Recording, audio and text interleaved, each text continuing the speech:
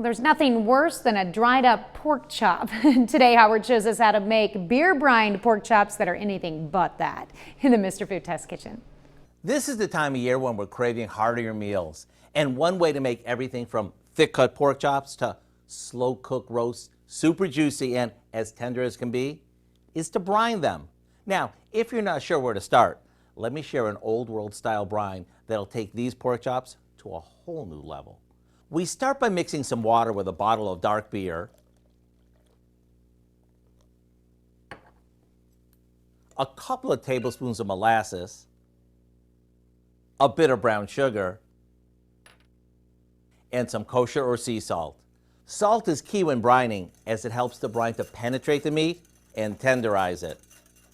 Now we place our chops in a resealable bag and cover it with the brine. After it's sealed, into the fridge it goes for at least 4 hours or even overnight. Then we'll drain off the brine and toss these onto a grill pan, or we can do them outside on the grill. And since we wanted to go all out, we rub these with a homemade dry rub to really amp up the flavor.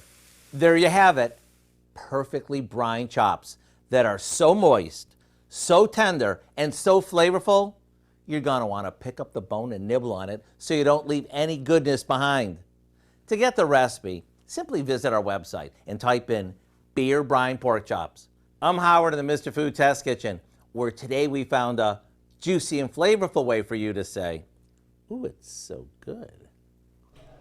Well, you can find this recipe along with a lot more good food from the Mr. Food Test Kitchen online. Just go to our website at KOAMnewsnow.com.